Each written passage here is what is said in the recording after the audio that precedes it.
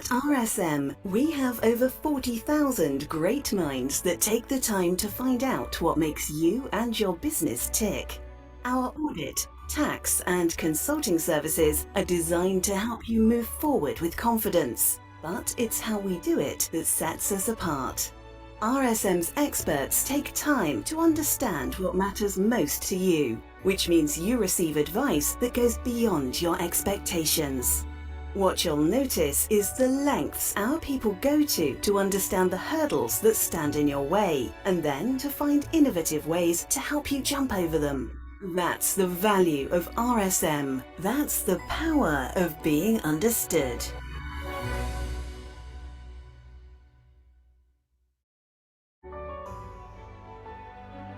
In over 120 countries, there are RSM experts who take time to find out what makes you and your business tick. Wherever you are and wherever you want to go, our audit, tax, and consulting services are designed to help you move forward with confidence. It's your ambitions we care about, and like you, our focus is on your future. The advice you receive may come from individual RSM experts, but it will be supported by our collective local and global knowledge, helping you grow and safeguard your future. That's the value of RSM. That's the power of being understood.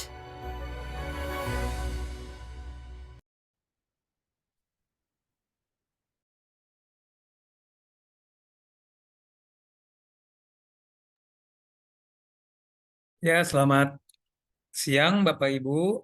Assalamualaikum warahmatullahi wabarakatuh. Kita bertemu lagi di acara webinar RSM terkait perpajakan. Untuk hari ini kita akan membahas terkait beberapa hal, terutama terkait SP2DK. Mungkin sebelum kita memulai, Bapak Ibu, kami akan memperkenalkan RSM secara garis besar.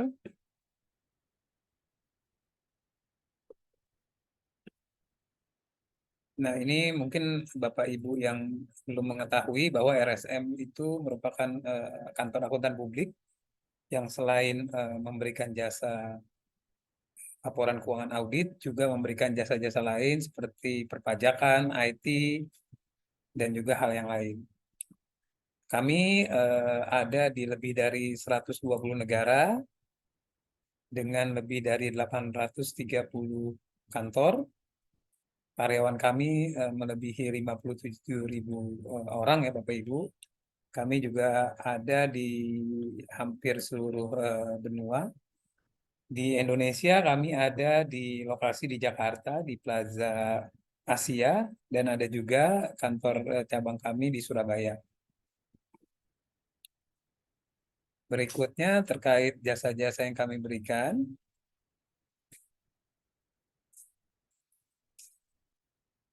Nah, kami memberikan jasa tadi, sebagaimana saya sampaikan, ada jasa membantu untuk keuangan audit, ada juga jasa perpajakan, Bapak Ibu. Perpajakan itu meliputi seluruh jenis kewajiban perpajakan, Bapak Ibu.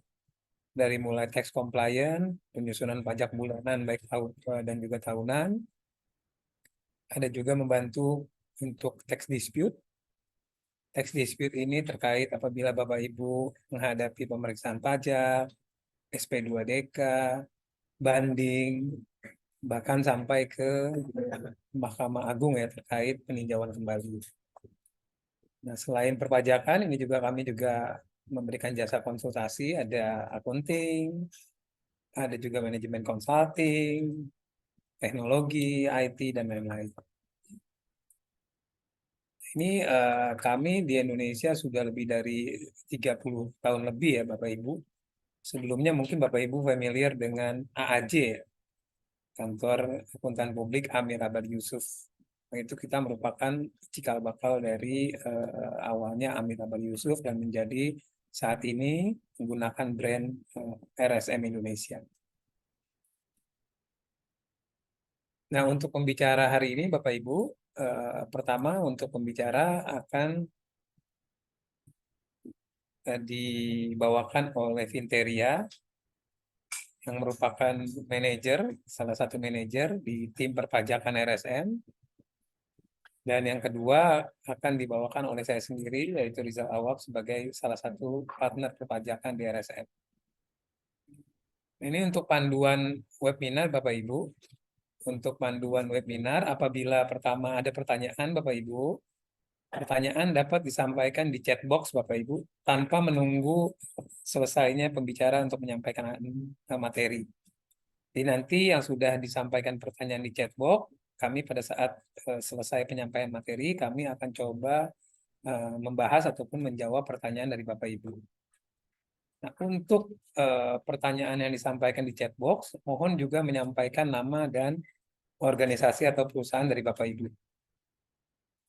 Nah, diharapkan pertanyaan singkat, padat, dan jelas, sehingga nanti pada saat kami mencoba membahas atau memberi jawaban akan lebih mudah untuk memberikan jawaban yang tepat terkait pertanyaan yang diajukan oleh Bapak dan Ibu.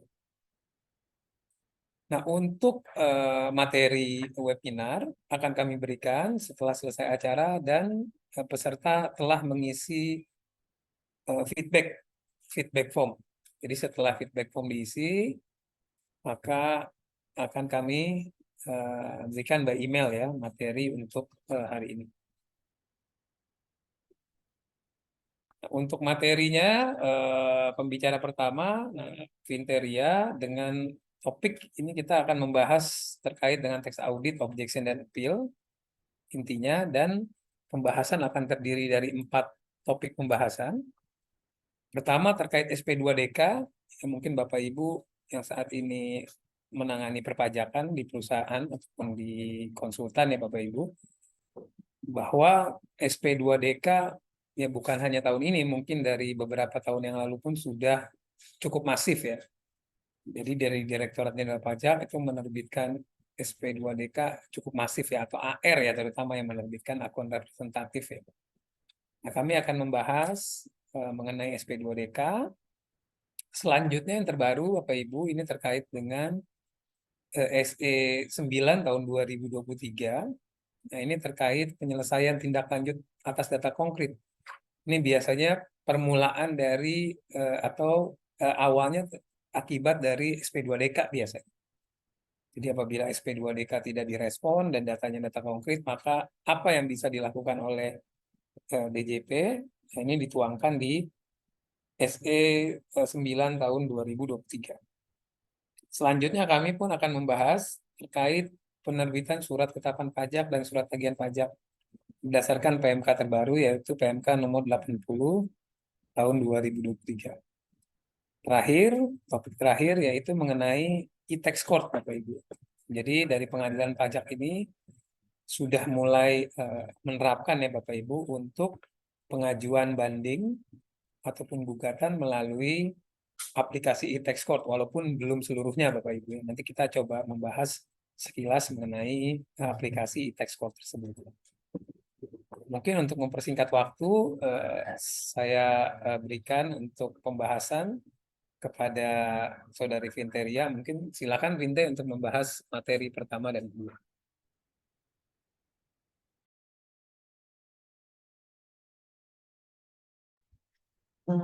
Selamat siang, Bapak dan Ibu. Terima kasih telah menghadiri webinar RSM pada hari ini.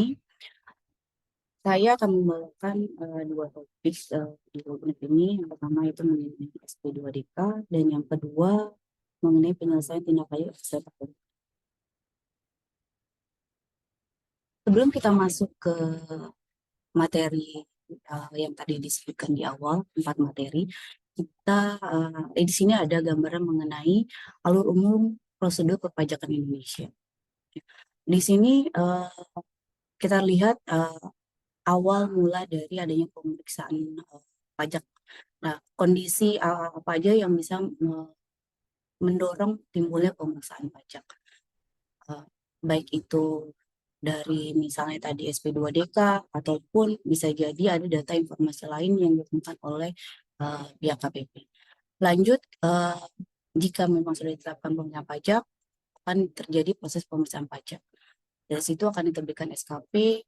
Nah, Jika di sini setelah penerbit SKP dari WP setuju, maka dilakukan wajib pajak melunasi SKP yang telah diterbitkan. Jika tidak, akan lanjut ke next berikutnya, yaitu proses keberatan. Dari proses keberatan ini, WP juga jika tidak setuju dengan hasil keberatan bisa mengajukan banding, dan kemudian tingkat terakhir adalah peninjauan.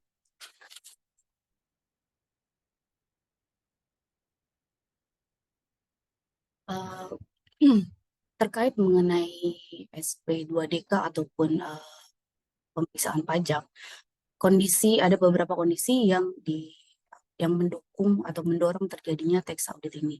Salah satunya adalah terkait dengan compliance risk management. Compliance risk management ini terkait dengan pemeriksaan untuk mengetahui seberapa jauh kepatuhan wajib pajak.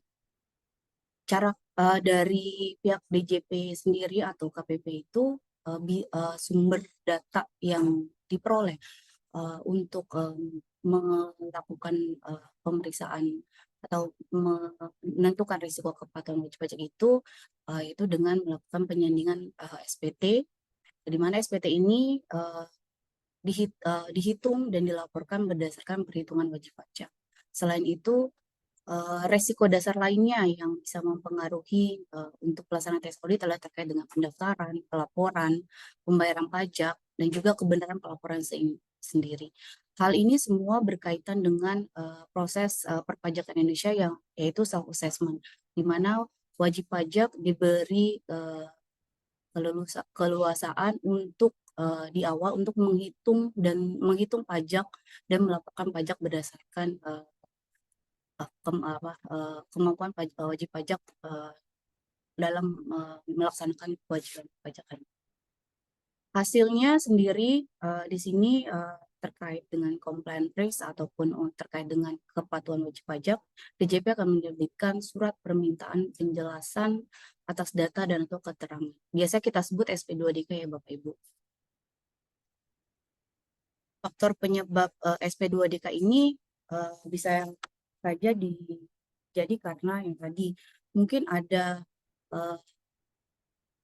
bukti yang diperoleh oleh KPP, misalnya ada bukti potong yang belum dilaporkan, atau ada juga dikarenakan adanya tidak kesesuaian antara pelaporan penghasilan antara SPT PPN atau dengan SPT Badan, atau juga ada informasi lain di luar pelaporan SPT yang dilakukan oleh wajib pajak.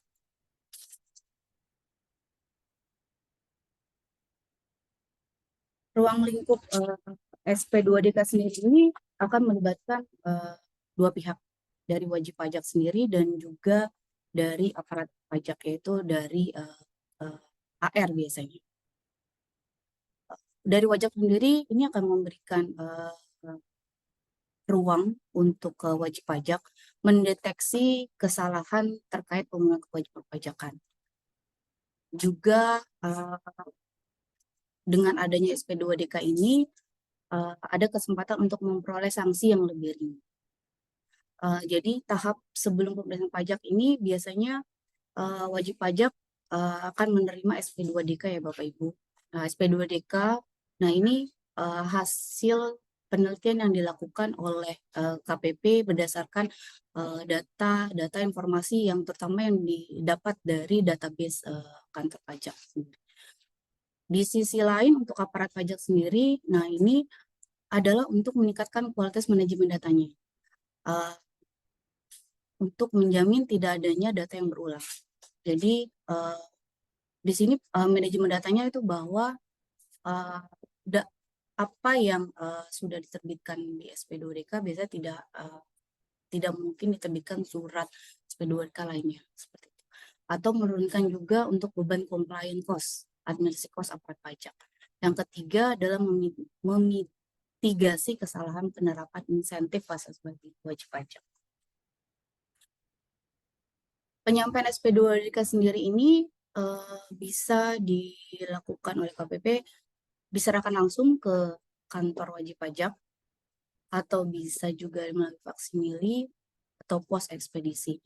Biasanya eh, yang berlaku di lapangan itu kantor pajak akan mengirimkannya melalui pos atau ekspedisi. Jika antara WP dengan AR memiliki hubungan yang baik, kadang akun representatifnya itu menghubungi via WA ataupun bisa by phone atau langsung berkunjung ke kantor wajib pajak tanpa adanya pemberitahuan terlebih dahulu.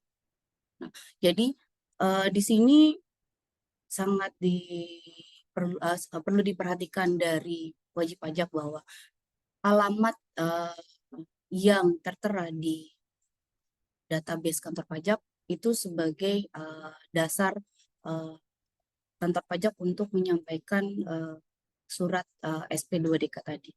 Kadangkala SP2DK ini nggak nyampe nih ke wajib pajak karena mungkin yang pertama alamatnya sudah berubah atau yang kedua tidak ada orang. Nah, ini jadi yang mengakibatkan dari wajib pajak itu tidak mengetahui adanya SP2DK ini, sehingga ketika ada pertemuan di kemudian hari dengan dengan KPP, dia menerima beberapa surat SP2DK.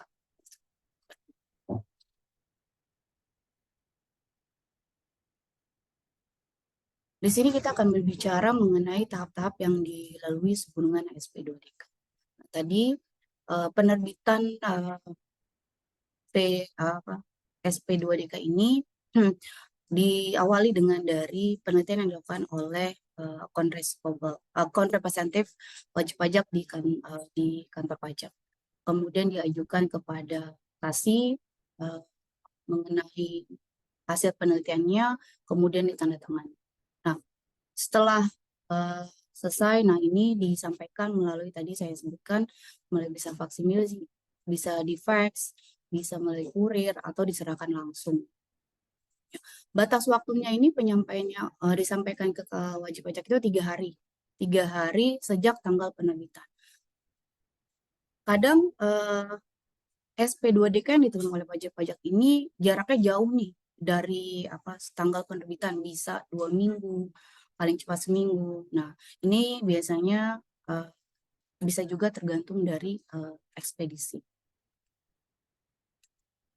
Bagaimana nih kalau misalnya WP terima SP2DK? Nah, di sini biasanya WP bisa menerima, nah, WP menerima SP2DK itu menghubungi AR, kemudian juga nanti ada penyampaian penjelasan atas permintaan keterangan atas beberapa hal yang disebutkan dalam surat SP2DK tadi. Di hasil akhirnya ketikanya adalah berita acara. Kadang ada WP juga yang mungkin tidak paham ya, Bapak Ibu, tidak paham harus apa nih. Nah, jadi dia menghiraukan atau tidak ada melakukan respon kepada KPP atas surat SP2DK yang diterima. Nah, ketika hal seperti ini, maka WP dianggap tidak menyampaikan penjelasan. Dari kantor pajak pun memiliki kewajiban untuk menerbitkan berita acara. Jadi baik WP itu merespon ataupun tidak, dari pihak KPP tetap memberi untuk SOP internal mereka harus membuat berita acara atas SP2DK yang telah diterbitkan.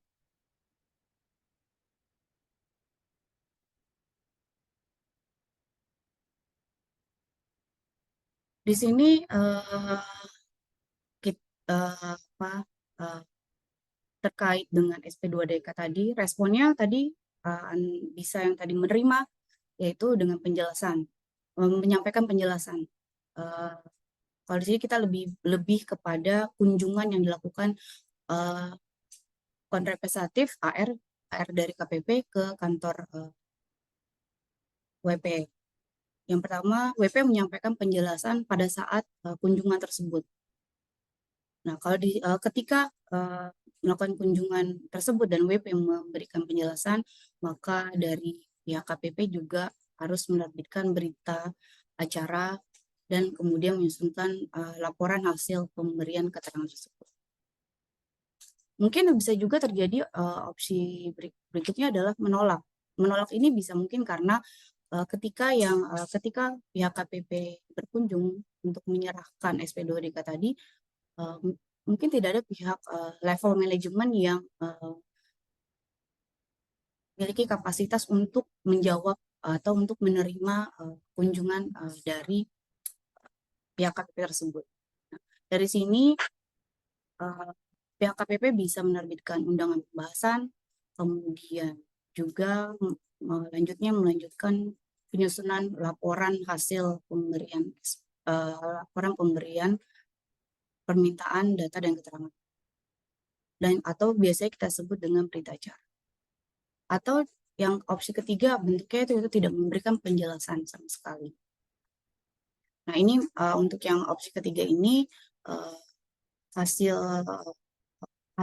dari kunjungan tersebut juga harus diterbitkan berita acara, dan pihak KPP atau HR itu harus menyusun laporan hasil permintaan data dan keterangan. Opsi lainnya ternyata WP-nya kalau misalnya OP sudah meninggal, mungkin belum menutup NPWP-nya, jadi tidak diketahui status akhirnya, atau WP badan juga sudah tidak ditemukan.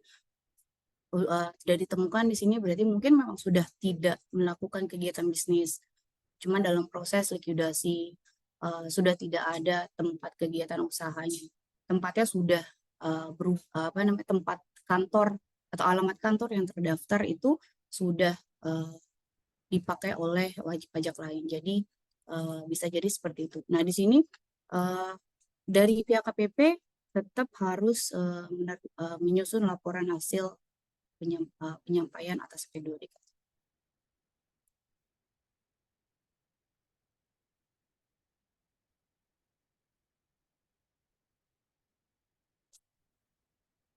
Optimalisasi tindakan WP atas penerbitan SP2DK. Nah, biasanya kalau kita baca mengenai SP2DK ini ya Bapak Ibu, biasanya di situ dalam surat itu disampaikan bahwa WP diharapkan dapat memberikan penjelasan atau respon maksimal 14 hari kerja sejak tanggal SP2DK atau tanggal kirim SP2DK jika menggunakan pos dan atau tanggal penyerahan secara langsung. Nah, kita sebagai WP yang menerima surat SP2DK dari KPP ini, kita hitung-hitung 14 harinya itu udah lewat sebelum. Kalau misalnya memang masih belum, kami menyarankan untuk menghubungi AR secepatnya. Mungkin dalam waktu 14 hari itu akan berakhir dalam waktu 2 atau 3 hari, atau mungkin dalam seminggu ke depan. Nah, di sini kita bisa berdiskusi atau berkomunikasi dengan KPP jika dimungkinkan untuk mengajukan pertambahan ekstensi waktu untuk memberikan penjelasan, karena mungkin tadi surat yang diterima SP2DK tadi yang diterima oleh WP itu baru diterima 2 hari sebelum batas waktunya.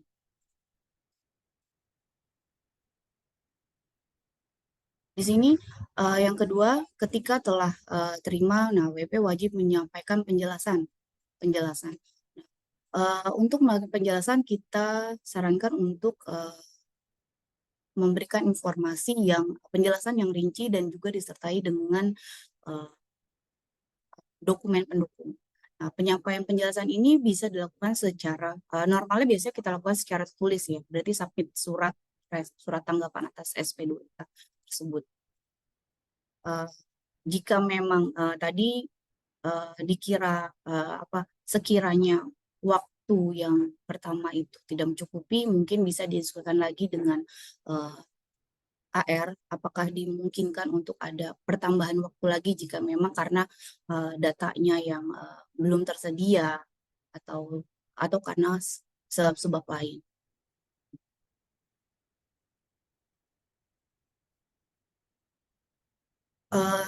Untuk pada saat penyampaian penjelasan. Nah, kita sih kita mengharapkan bahwa apa yang kita sudah mintakan misalnya untuk perpanjangan ataupun batas waktu yang sudah disetujui oleh KPP dengan WP, kita usahakan untuk tidak melebihi. Nah, ini untuk memberikan kesan bahwa memberikan stigma bahwa WP peduli atas atau care atas SP2DK yang diberikan dan mempunyai etikat baik untuk merespon tanggapan tersebut. Jadi sepanjang penyampaian surat tanggapan itu kita sarankan bahwa Bapak Ibu tetap menjaga komunikasi dengan HR ya. Ini. Jelasan SP2DK sendiri ini biasanya kita akan melakukan tatap muka. Tapi jika memang mungkin ada pihak yang berhalangan atau mungkin ada pihak level manajemen yang memang lebih paham itu tidak berada di Indonesia, nah ini bisa dimungkinkan melalui online seperti itu. Biasanya dari pihak KPP itu jika WP menyampaikan menyampaikan surat tanggapan secara tulis, KPP akan meminta untuk memberikan kopi dari surat tanggapan termasuk juga untuk dokumen-dokumen pendukung dari penjelasan dari wajib pajak. Di sini nih pada saat proses penjelasan ini bisa dimungkinkan untuk 2 atau 3 kali bertemu dengan pihak AR. Dari pengalaman saya menangani SP2DK, kadang beberapa AR itu memberikan kesempatan untuk WP melengkapi dokumen pendukungnya, karena mungkin ketika kita membaca surat SP2DK permintaan data atau klarifikasi informasi, ada perbedaan persepsi atas data yang permintaan yang diminta dan apa yang kita tangkap. Nah, di sini biasanya akan terlihat pada saat kita melakukan penjelasan. Jadi ada dimungkinkan ruang untuk dari WP memberikan dokumen pendukung atau penjelasan itu mungkin nanti pertemuannya bisa 2 atau 3 kali.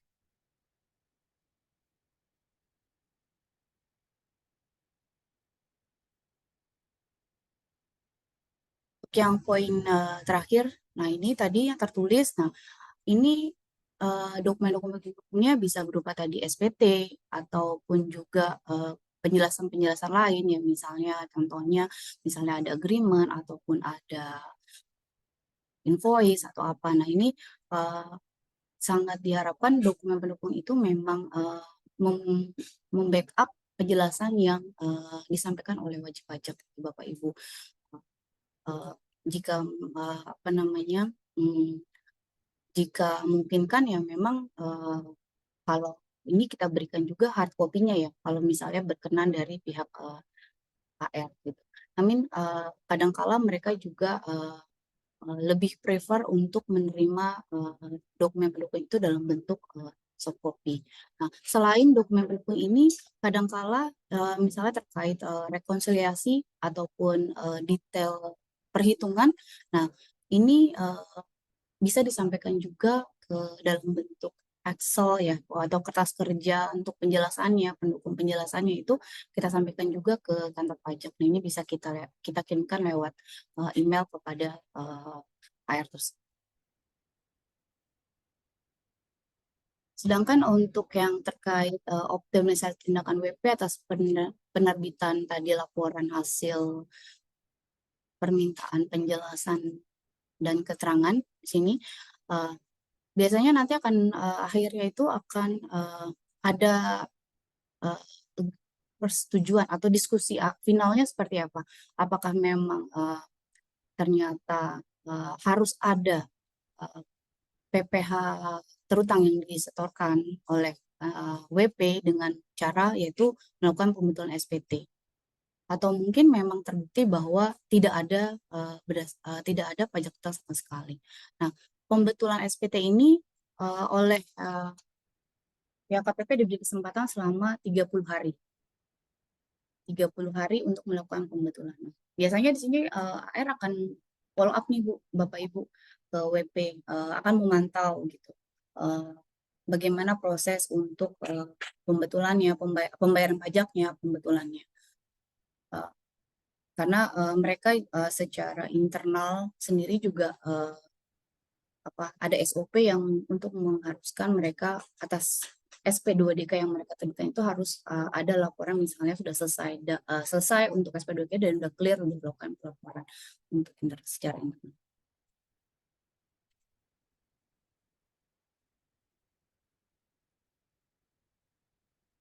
Surat-surat untuk surat tanggapan sendiri terkait dengan SP2DK ini, nah ini harus jelas.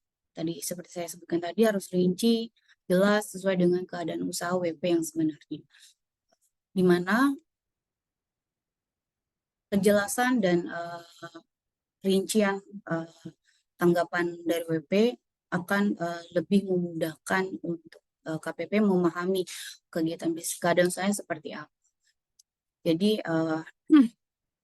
selain rinci jelas juga tadi harus didukung dengan dokumen pendukung yang lengkap. Jadi apakah memang harus ada agreement-nya, harus ada invoice-nya, harus ada bukti payment-nya. Nah, itu tergantung dari pertanyaan atau data yang diminta klarifikasi.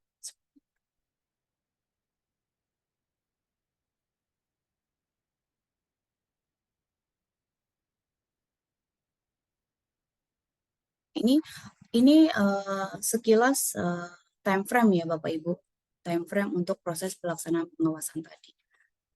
Tadi tadi kita sudah menyebutkan ada penyusunan laporan hasil pemberian data dan keterangan itu 60 hari sejak tanggal SP2DK.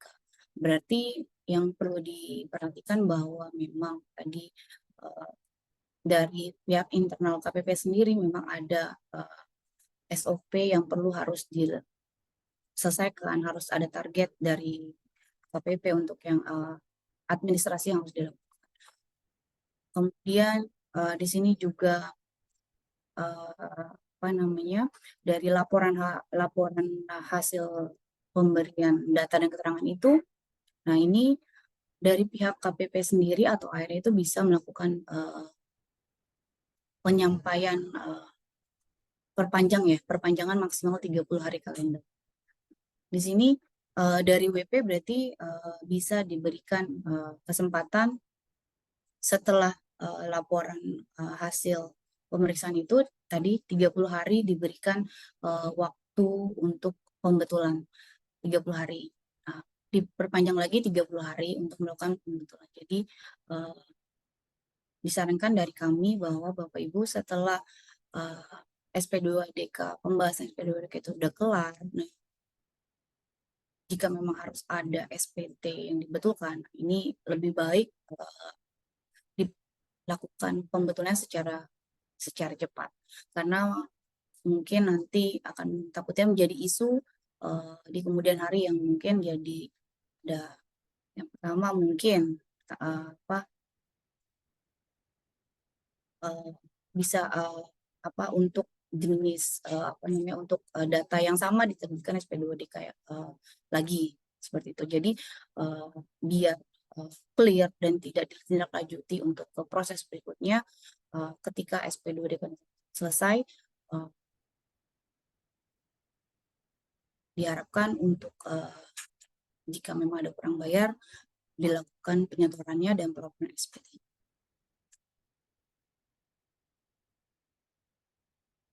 Sini kita sampaikan bahwa mengenai kesimpulannya, yang pertama kesimpulan dan beberapa item yang harus menjadi perhatian Bapak Ibu dalam merespon SP2DK ini yaitu respon atau tanggapannya diberikan dalam 14 hari.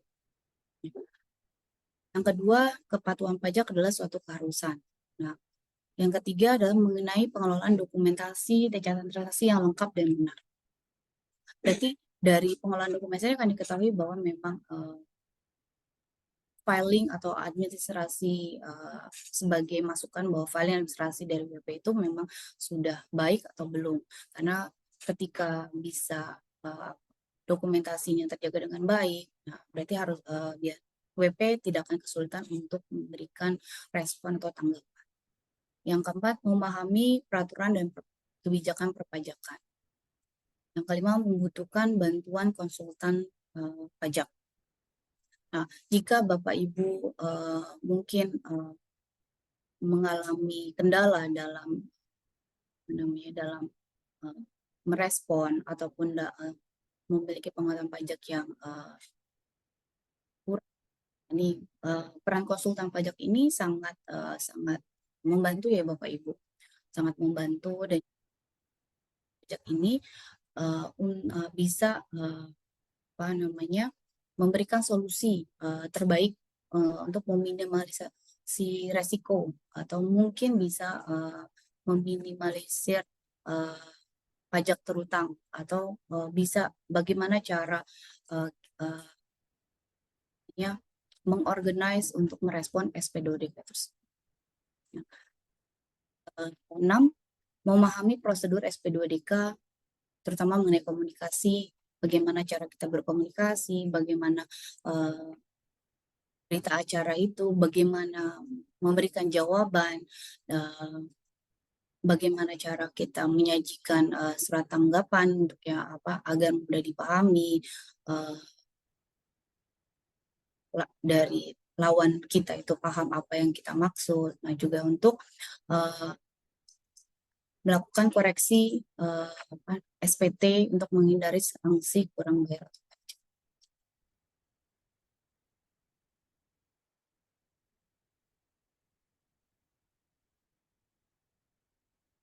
Apa aja sih yang WP yang harus kita ketahui supaya tidak diterbitkan SP2DK? Nah, di sini yang pertama, WP harus sudah paham mengenai kewajiban subjektif dan objektifnya. Wajib mendaftarkan diri dan memperoleh NPWP. Dari situ bagaimana ketika misalnya WP, OP atau badan yang telah memperoleh gross income 4,8 miliar wajib mendaftarkan diri sebagai pengusaha kena pajak. Terus kemudian tidak boleh terlambat menyampaikan SPT tahunan. Nah, di sini SPT tahunan baik itu SPT tahunan untuk orang pribadi maupun untuk badan. Kemudian juga WP tidak boleh terlambat menyampaikan SPT masa 2 tahun berturut-turut dan atau 3 masa dan 1 pajak. Nah, ini jika ada keterlambatan penyampaian SPT tahunan ataupun SPT masa, nah ini ada efeknya, yaitu apabila tidak dipenuhi oleh WP, baik terlambat atau tidak menyampaikan SPT, nah penetapan untuk seperti untuk WP yang mendapat kriteria tertentu itu akan dicabut. Jadi ada hal-hal beberapa yang dapat merugikan dari WP. Jika misalnya tadi SPT tahunnya terlambat, SPT masanya juga ada terlambat. Nah, selain denda keterlambatan juga ada hal-hal yang lain yang merugikan WP. Kemudian menyampaikan laporan keuangan yang telah diaudit dengan status wajar tanpa pengecualian. Nah, ini salah satu kriteria untuk yang WP dengan kriteria tertentu ya Bapak Ibu. Kalau misalnya tidak menyampaikan laporan karena ada audit, nah ini ada kemungkinan dicabut untuk kriteria di wajib pajak jika dia termasuk sebagai kriteria tertentu. Kemudian terakhir, patuh atas kewajiban perpajakan agar tidak dilakukan pemeriksaan buper secara terbuka maupun tertutup. Apabila tidak terpenuhi oleh wajib pajak, akan dikenakan bukti permulaan terbuka atau tertutup. Nah, penetapan WP dengan kriteria tertentu ini juga akan dicabut.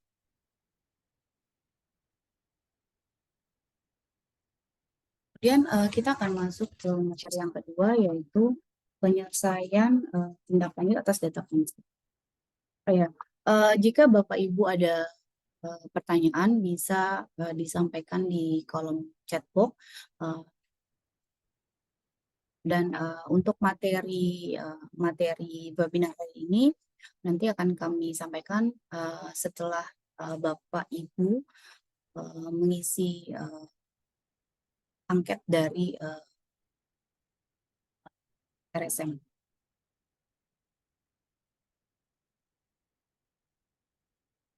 Yang mengenai data konkret ini Bapak Ibu, nah ini data konkret ini terkait dengan SE nomor 9 tahun 2023 mengenai penyelesaian tindak lanjut data konkret. Tujuan latar belakangnya sendiri adalah untuk pengawasan atas sistem self-assessment yang dilakukan oleh wajib pajak. Yang kedua, selain itu adalah memaksimalisasi penggunaan data konkret sebelum daluarsa pajak. Yang ketiga, keadilan dan kepastian hukum bagi wajib pajak, dan juga untuk menekan hilangnya penerimaan pajak.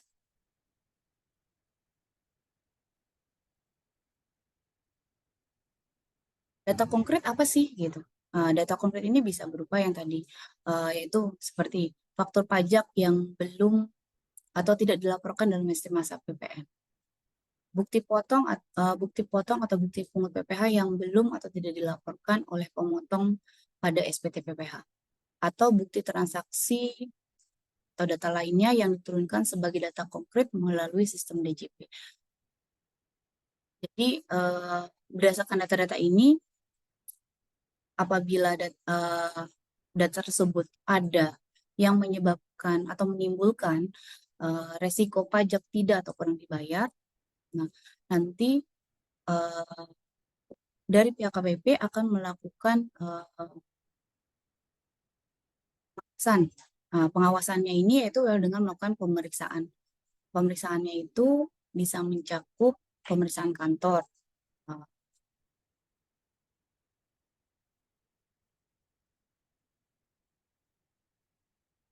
ataupun tadi data konkret yang diterima oleh KPP ini akan dilakukan pertama akan dilakukan dulu penelitian kepatuhan material.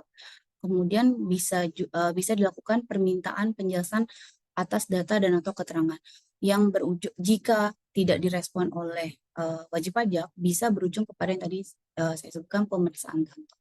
Nah, pengawasan data konkret ini dilakukan terhadap satu data konkret yang memiliki data daluarsa penetapan lebih dari 12 bulan, atau data konkret yang daluarsanya hanya sampai 12 bulan. Dari data konkret ini, kantor pajak akan menuangkannya ini dalam daftar prioritas pengawasan. Apa Ibu? Data konkret yang tadi penetapan daluarsanya itu 12 bulan atau sampai lebih dari 12 bulan atau sampai dengan 12 bulan ini berasal dari daftar prioritas pengawasan. Kemudian data konkret yang lebih dari 12 bulan ini akan dilakukan penelitian kepatuhan material. Sedangkan yang sampai dengan 12 bulan ini akan dilakukan pengawasan kepatuhan material, tapi hanya untuk WP strategis dan WP lainnya.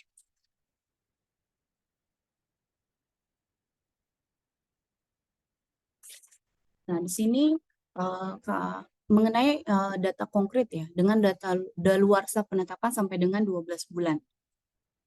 Ketentuannya yaitu yang pertama, jika hanya ada data konkret untuk tahun pajak yang sama. Nah, untuk WP pajak strategis ini hanya akan dilakukan tadi penelitian kepatuhan material tanpa dilakukan penelitian komprehensif. Di sini penelitian kepatuhan material apa ya? Ada itu penelitian atas kepatuhan wajib pajak dalam memenuhi kewajiban material perpajakan yang diatur berdasarkan peraturan undang-undangan.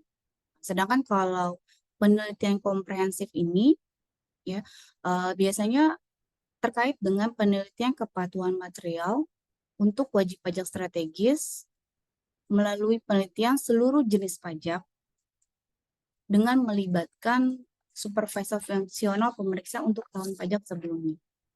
Jadi di sini untuk yang penelitian komprehensif ini akan melibatkan hasil teks pemeriksaan pajak untuk tahun sebelumnya dan juga untuk melibatkan dengan tim pemeriksa dari tahun sebelumnya.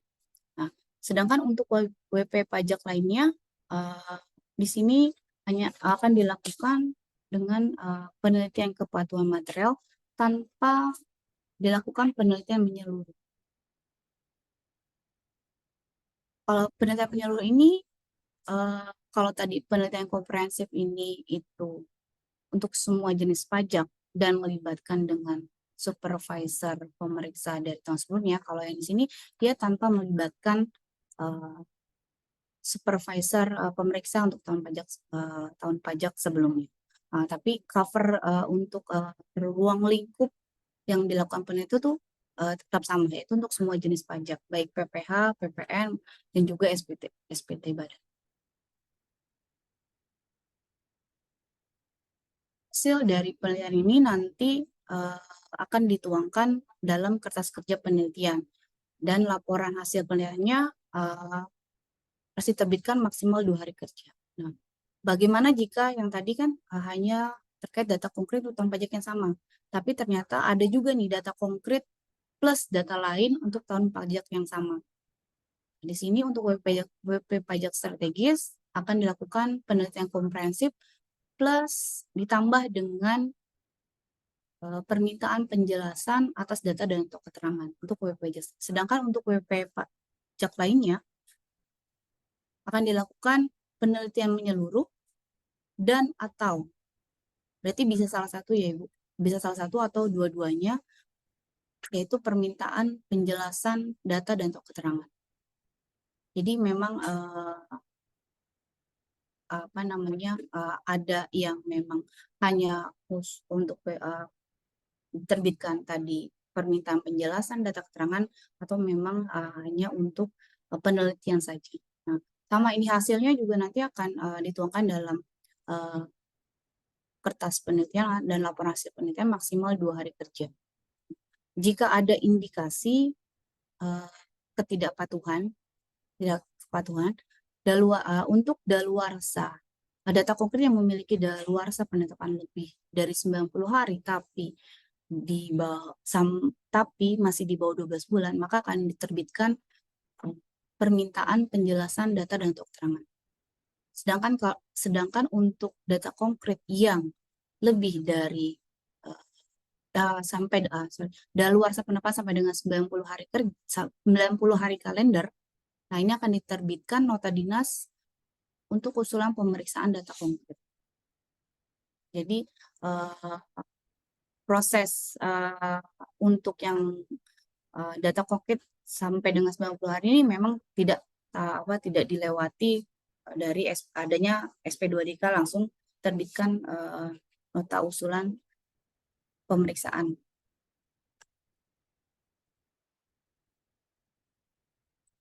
Sini kami akan sampaikan mengenai pelaksanaan permintaan penjelasan data dan atau keterangan. Nah, ini tadi permintaan surat SP2DK tadi akan diserahkan secara langsung oleh bisa secara langsung oleh AR atau KPP ke WP, ya, maksimalnya 2 hari kerja sejak tanggal penerbitan surat tersebut. Jika tidak bisa secara langsung, bisa diberikan melalui email kepada WP ataupun email ditujukan kepada wakil ataupun kuasa. Nah, di sini WP mempunyai waktu untuk menyampaikan penjelasan 7 hari. Kalau yang tadi normal SP2DK biasa 14 hari kerja. Nah, kalau untuk yang data konkret ini lebih cepat waktunya, 7 hari. Sejak tanggal penyerahan surat permintaan penjelasan data dan atau keterangan tadi. Nah, dari situ dari pihak KPP akan menerbitkan laporan hasil permintaan penjelasan dengan tindak lanjutnya itu bisa berupa 1, pengawasan dalam bentuk penyampaian pembetulan SPT, atau hasil akhirnya adalah laporan hasilnya itu pengusulan pemeriksaan, atau memang dinyatakan selesai berarti tutup, tidak berarti tidak ada indikasi ketidakpatuhan.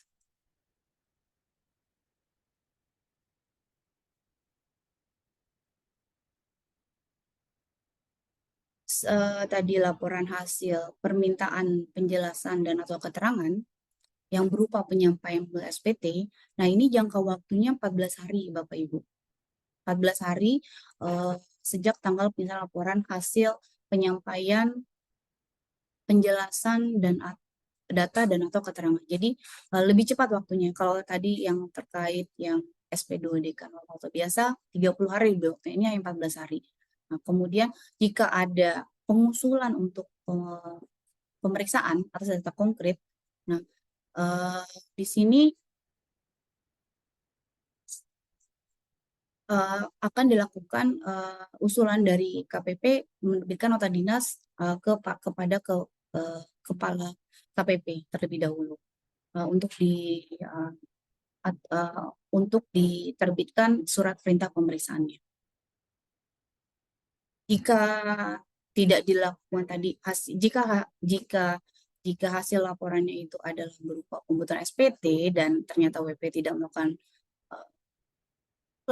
dalam jangka waktu 14 hari yang tadi batas waktunya untuk melakukan pembetulan. Nah, ini dari KPP bisa melakukan perubahan laporannya dan menerbitkan nota dinas pengusulan pemeriksaan atas data konkret.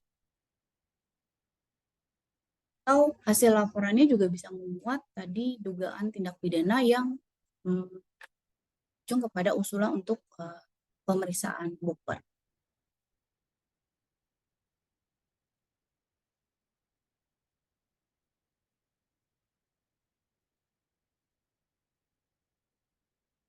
Gimana nih kalau misalnya tadi hasil pengawasan data konkret kita hasil ditindaklanjuti dengan pemeriksaan.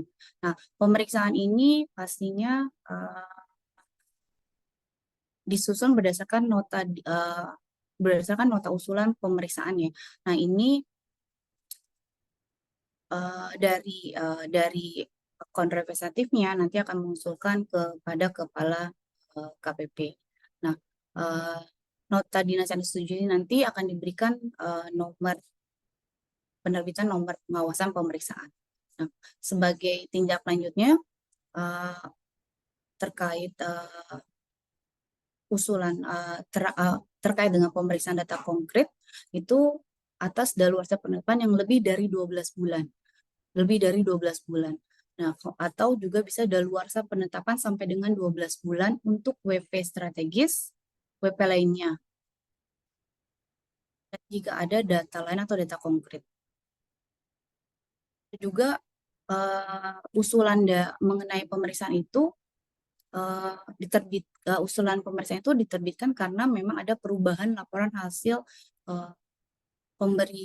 permintaan pemberian data dan keterangan yang disusun oleh KPP. Jadi jika tadi disebutkan di awal bahwa ternyata hasil laporan itu mengharuskan WP untuk melakukan pembetulan dalam jangka waktu 14 hari, jadi jika dalam jangka waktu 14 hari ya, dan tidak melakukan pembetulan, nah ini dari pihak KPP bisa melakukan perubahan dan mengusulkan tadi nota dinas untuk pemeriksaan. Ini atau juga usulan atas pemeriksaan ini berdasarkan tanggapan WP. Jadi mungkin tanggapan WP itu memang mungkin tidak ada titik temu antara WP dengan KPP ketika melakukan pembahasan. Nah, ini mungkin hasil akhirnya adalah mungkin dinaikkan jadi pemeriksaan. Jadi memang dari dua belah pihak setuju untuk dilakukan pemeriksaan untuk mengetahui lebih lanjut, atau mungkin memang data dari salah satu pihak tidak setuju ataupun tidak meyakini atas penjelasan dari dari misalnya dari KPP tidak setuju atas kurang meyakini atas penjelasan yang diberikan oleh WP. Atau juga tadi untuk nota dinas usulan pemeriksaan ini tercantum dari hasil laporan tindak lanjut penelitian kepatuhan material tanpa adanya permintaan data dan keterangan. Ini untuk poin yang ini berlaku untuk data konkret yang memiliki daluarsa penelitian sampai dengan 12 bulan. Hanya untuk WP lainnya. Dan ada indikasi ketidakpatuhan. Dan juga untuk data konkret dengan daluarsa sampai dengan 9 bulan.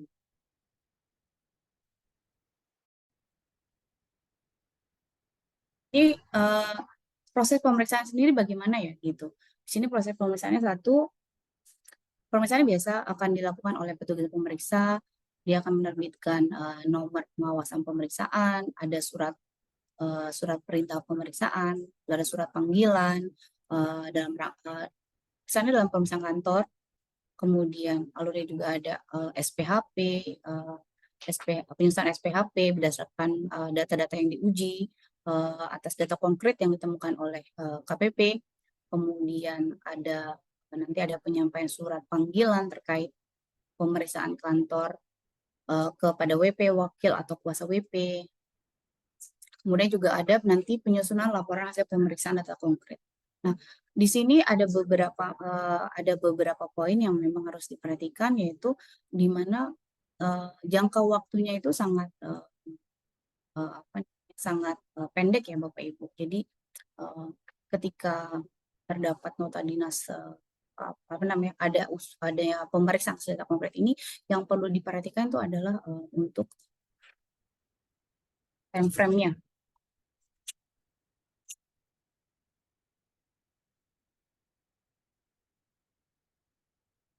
Kemudian untuk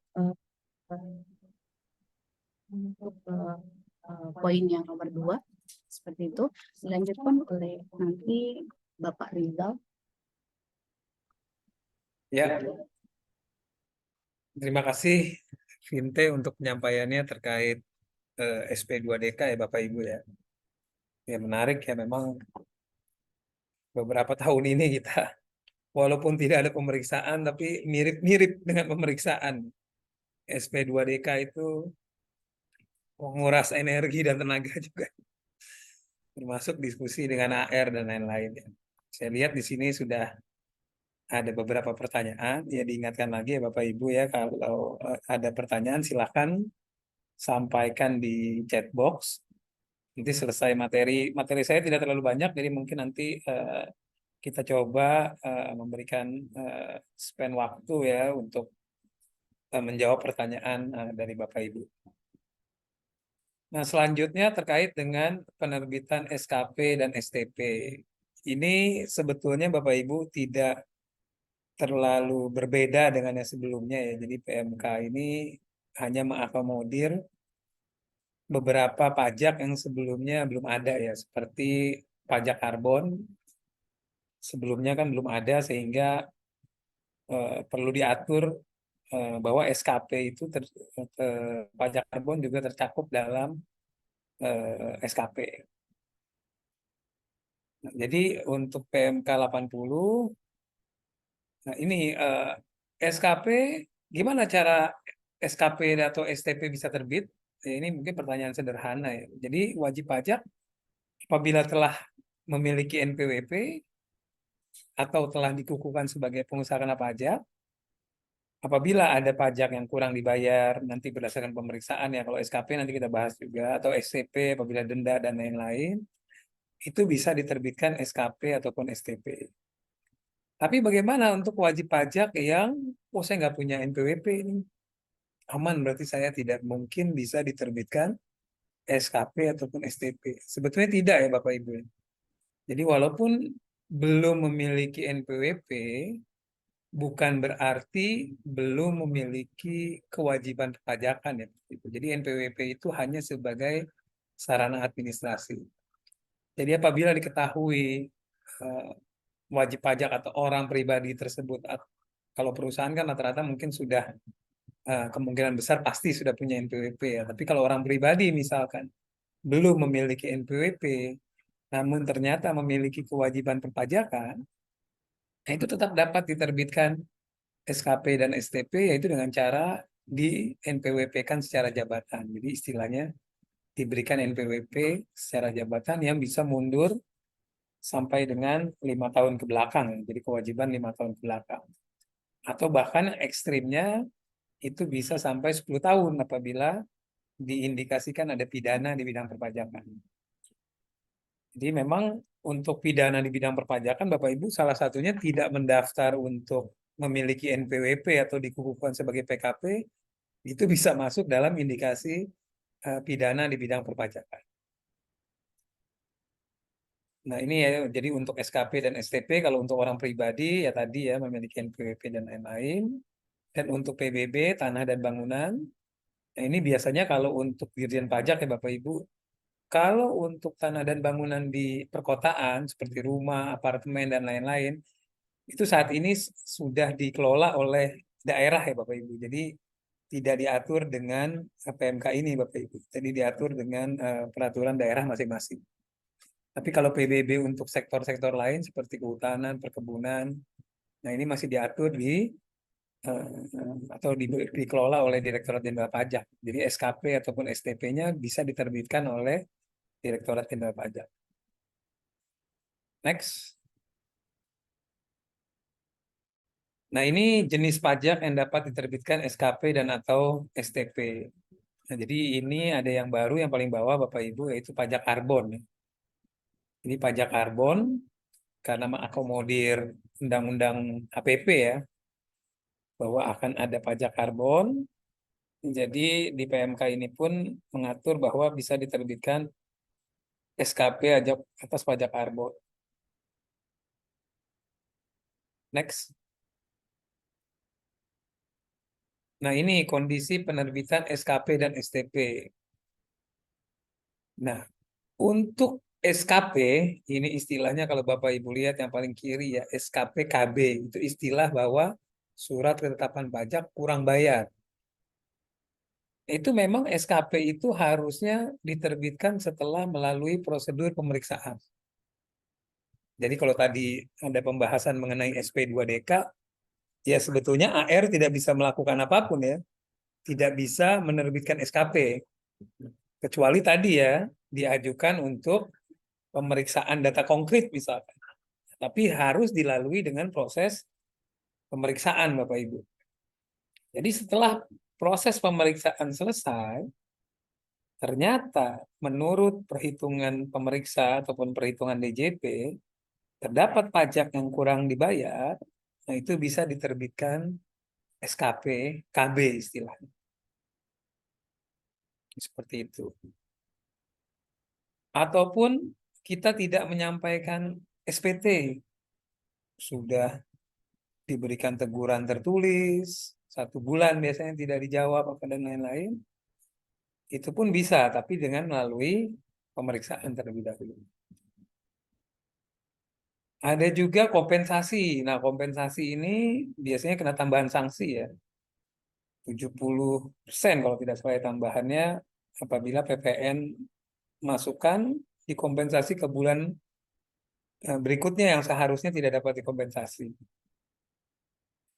Berikutnya bisa juga wajib pajak tidak melakukan pembukuan atau pencatatan, jadi tidak memaintain pembukuan, tidak diketahui cara menghitung pajaknya seperti apa. Nanti pada saat pemeriksaan, ya otomatis kemungkinan besar SKP-nya ya kemungkinan ya SKP KB gitu ya kurang bayar. Wajib pajak dikukuhkan sebagai PKP secara jabatan. Nah ini juga beresiko ya Bapak Ibu. Jadi kewajiban pajak sebelum menjadi PKP itu kalau tidak mendaftar sendiri, kalau Bapak Ibu mendaftar sendiri secara sukarela untuk menjadi PKP, mungkin PPN sebelum menjadi PKP masih bisa menggunakan perhitungan neto ya, yang netnya 2%. Bapak Ibu sebelum menjadi PKP, tapi sudah ada kewajiban PPN. Nah, itu bisa menggunakan PPN dengan netonya 2%. Tapi kalau di PKP-kan secara jabatan, karena dia mundur ke tahun pajak pada saat sudah memiliki kewajiban sebagai PKP, ya maka berpotensi PPN-nya full ya Bapak Ibu ya, bisa 11% atau menggunakan tarif lama yaitu 10%. Jadi ada potensi tidak bisa menggunakan net PPN 2% gitu ya, karena tidak melakukan pendaftaran PKP secara sukarela ya untuk PPN-PPN yang berhutang sebelum menjadi PKP. Nah, berikutnya juga SKPKB bisa terkait bea materai. Jadi kalau ada bea materai yang belum atau kurang dibayar, ya bisa sekarang diterbitkan SKPKB. Bisa juga pajak karbon sama SKPKB. SKPKB ataupun SKP itu memang jangka waktu penerbitannya adalah maksimal 5 tahun. Jadi daluarsa pajak untuk SKP ya, itu 5 tahun, termasuk STP. Tapi kalau pidana perpajakan, itu jangka waktunya 10 tahun Bapak Ibu. Jadi kita mesti hati-hati juga nih. Walaupun sudah lewat, misalkan sekarang tahun 2023, berarti tahun 2017 aman misalkan. Perlu hati-hati juga Bapak Ibu. Karena kalau misalkan dikaitkan dengan pidana di bidang perpajakan, ya belum daluarsa. Karena daluarsanya itu 10 tahun. Makanya kenapa dokumentasi itu harus disimpan selama 10 tahun. Karena memang untuk pidana perpajakan itu jangka waktunya 10 tahun. Jadi kalau wah ternyata tahun 2017 ditanya-tanya oleh AR atau 2016, ternyata kita tidak respon, kita tidak jawab karena menurut kita sudah tidak bisa AR-nya melakukan apapun. Ternyata mereka bisa, yaitu menaikkan kasusnya menjadi bukti permulaan atau kaitan dengan pidana di bidang perpajakan. Nah, kalau masih dalam jangka waktu 5 tahun, misalkan SKP sudah terbit nih, SKPKB, tapi masih dalam jangka waktu 5 tahun, ternyata ditemukan data baru, nah ini DJP juga punya hak untuk menerbitkan istilahnya SKP KBT, atau surat ketetapan pajak kurang bayar tambahan, tapi asalkan masih dalam jangka waktu 5 tahun. Masih dalam jangka waktu 5 tahun. Itu boleh ada istilahnya 2 SKPKB ya, awalnya SKPKB, setelah itu ada data baru, baru terbit SKPKBT. Next. Nah, ini kondisi penerbitan SKP dan STP. SKP N sekarang. N itu apa sih? SKP nihil. Surat ketetapan pajak nihil. Jadi tidak ada kelebihan, tidak ada kekurangan pembayaran pajak. Nihil. Belum tentu menguntungkan wajib pajak. Misalnya, wah saya enaknya dapat SKP-nya nihil, jadi nggak perlu bayar. Belum tentu. Kalau Bapak Ibu mintanya lebih bayar, kan? Bapak Ibu misalkan restitusi. Berharap hasilnya kan SKP lebih bayar. Jadi uangnya dikembalikan. Ternyata SKP-nya nihil. Jadi menurut kantor pajak, wah harusnya uangnya tidak dikembalikan. Tapi tidak ada pajak yang harus dibayar, jadi nihil. Jadi belum tentu tidak menjadi sengketa ya Bapak Ibu. Di SKP nihil pun, SKPN, mungkin saja menjadi sengketa apabila memang Bapak Ibu memintanya restitusi ya kalau dibayar, bukan nihil. Berikutnya SKP LB. Wah ini surat ketetapan pajak lebih bayar. Ini pun sama Bapak Ibu. Walaupun diterbitkan belum tentu tidak menjadi sengketa. Kita mintanya 1 miliar, dikembalikannya cuma 100 juta. Ya jadi sengketa juga kan. Bisa jadi kita tetap maunya 1 miliar. Sehingga SKP LB pun bisa berpotensi untuk menjadi sengketa.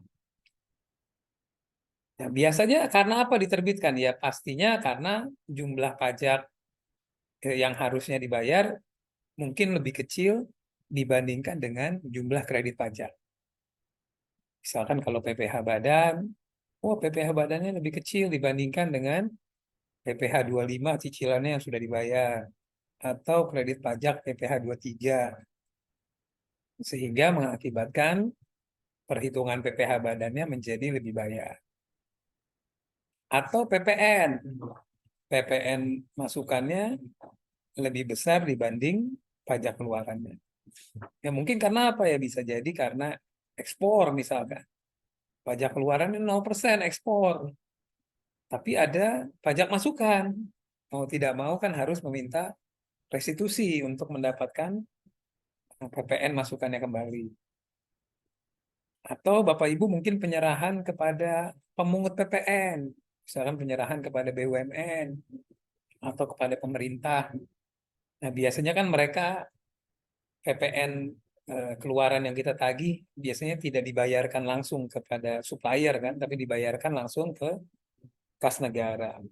Sehingga mau tidak mau PPN masukan perusahaan menjadi tidak bisa di net off dengan PPN keluaran, sehingga menghasilkan lebih bayar. Nah, lebih bayar ini pun prosesnya harus melalui pemeriksaan kalau memang meminta restitusi, kecuali nanti ada ya pemeriksaan atau permintaan pengembalian pajak pendahuluan, tapi itu hal yang berbeda. Tapi kalau pemeriksaan umum, kalau memang disetujui penerbitannya istilahnya SKPLB. Berikutnya SKP PBB. Nah, PBB juga bisa Bapak Ibu, tapi bukan PBB tanah dan bangunan di perkotaan ya. Ini PBB di pertambangan, kehutanan, itu biasanya jadi sengketa juga. Karena cara perhitungannya itu tidak sesimpel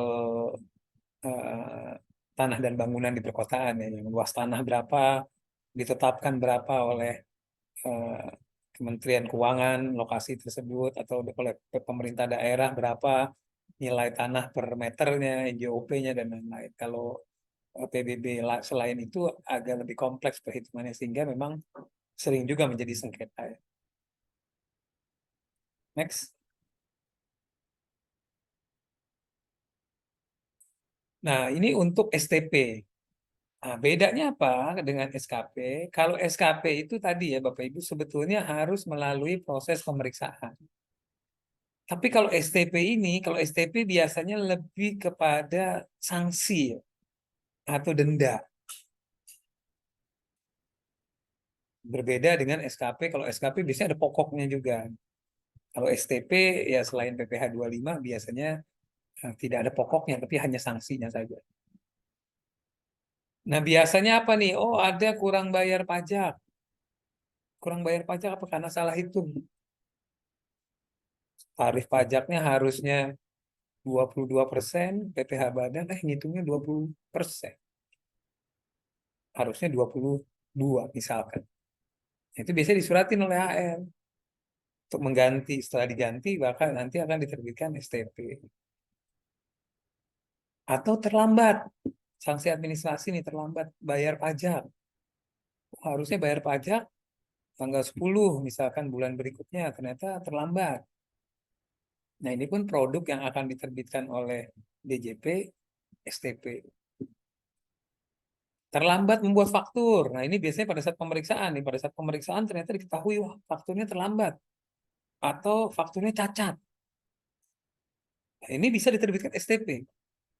Jadi SKP-nya mungkin untuk menagih nilai PPN-nya, tapi atas sanksi membuat faktur cacat, itu 1% ya Bapak Ibu kali nilai penjualan, nah itu diterbitkannya STP, surat tagihan. Tuh. Berikutnya juga apabila kita disetujui mengangsur. Mengangsur ternyata terlambat, kena denda. Mengangsur walaupun tidak terlambat, ya dianggap terlambat karena angsuran. Jadi tetap kena keterlambatan. Itu STP. Nah, prosesnya gimana? Kalau STP ini memang prosesnya berbeda dengan SKP.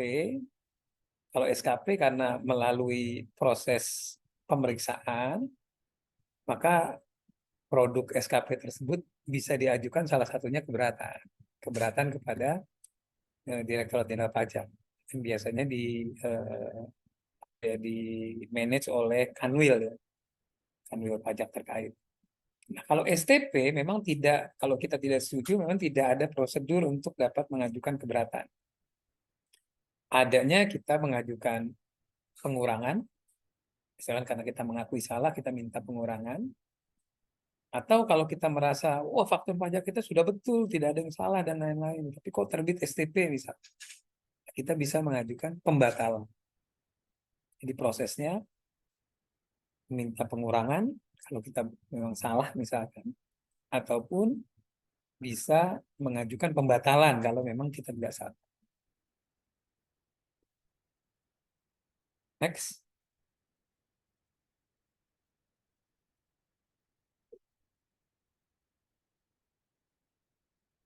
Nah, ini ketentuan secara summary ya dalam PMK 80. Untuk SKP dan STP, ini yang Bapak Ibu perlu catat, terutama SKP ya Bapak Ibu, bahwa itu harus sesuai dengan masa pajak, kecuali PPh pasal 21. Jadi misalkan Bapak Ibu diperiksa nih oleh kantor pajak, PPN misalkan, diperiksa PPN untuk masa pajak Januari sampai dengan Desember 2022. Ternyata mereka bikin SKP-nya di pool semuanya. Koreksi bulan Januari, koreksi bulan Februari, dan lain-lain semuanya di pool di SKP masa Desember untuk jenis pajak PPN. Itu tidak boleh, Bapak. Jadi harus, kalaupun ada koreksi atas transaksi di Januari, itu SKP-nya harus SKP PPN masa Januari. Tidak bisa semuanya di pool di masa Desember, kecuali PPh pasal 21. Kalau jenis pajak yang lain tidak boleh. Termasuk PPh pasal 23. Wah, ini langsung di pool semuanya, karena rekonsiliasi langsung pool semuanya di Desember. Wah, ini kalau bisa dibuktikan transaksinya bukan di Desember, SKP dan SKP lah terutama, itu pada saat keberatan atau bahkan banding di pengadilan, itu bisa jadi salah satu alasan Bapak Ibu untuk SKP-nya bisa dibatalkan ya, atau nilainya jadi sesuai dengan SPT wajib pajak, jadi koreksinya dibatalkan karena penerbitannya salah. Seperti itu. Walaupun misalkan Bapak Ibu ternyata memang itu koreksinya sudah betul, tapi karena salah penerbitan ya kita bisa ajukan keberatan atau bahkan sampai banding gitu ya, pengadilan. Berikutnya ya paling lama diterbitkan 5 tahun. Ya, jadi nggak boleh lebih dari 5 tahun. Tapi kalau sudah terbit, apalagi kalau sudah terbit surat paksa Bapak Ibu, itu ya hutang pajaknya masih tetap harus dibayar, tidak ada daluarsanya kalau sudah sampai terbit surat paksa. Jadi mungkin Bapak Ibu pernah, wah ternyata saya di datanya kantor pajak, saya masih ada, atau perusahaan masih ada hutang pajak dari 10 tahun yang lalu. Nah ini sebelumnya biasanya terjadi waktu mau teks amnesti ya Bapak Ibu ya. Waktu dulu tuh waktu mau teks amnesti kan hutang pajak harus dibayar.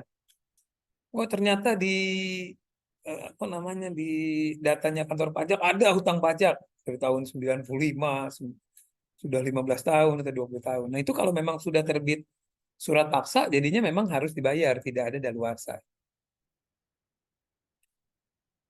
Nah, untuk berikutnya Bapak Ibu, kalau wajib pajak menggunakan pembukuan mata uang US dollar, nah ini untuk PPh Badan ya Bapak Ibu ya.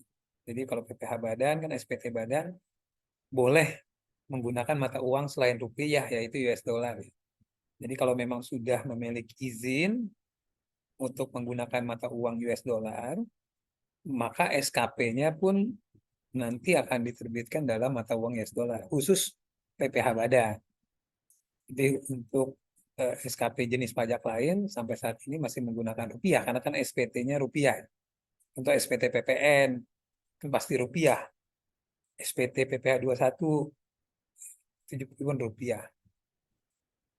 Nah, berikutnya penyampaian SKP dan STP ini ya, bukan SPT. STP itu bisa disampaikan langsung, jadi kantor pajak menyampaikan langsung ke wajib pajak. Bisa juga melalui pos, ini yang biasanya terjadi ya, melalui pos. Ataupun saat ini juga memungkinkan untuk disampaikan kepada wajib pajak secara elektronik. Nah, jangka waktu pembayaran masih sama ya Bapak Ibu. Jadi jangka waktu pembayaran SKP ataupun STP itu 1 bulan ya, dari tanggal penerbitan. Kalau terlambat bagaimana? Kalau untuk STP, kalau terlambat tidak ada sanksi tambahan. Jadi ya sudah, misalkan STP-nya 200.000, terlambat dibayar, ya tidak ada tambahan ya, tetap yang harus dibayar tetap 200.000. Berbeda dengan SKP, Bapak Ibu. Kalau SKP terbit, ternyata terlambat dibayar, maka akan ada sanksi atas keterlambatan pembayaran SKP per bulan. Sama seperti pembayaran pajak biasa, Bapak Ibu. Jadi akan ada sanksi terlambat pembayaran untuk SKP. Next.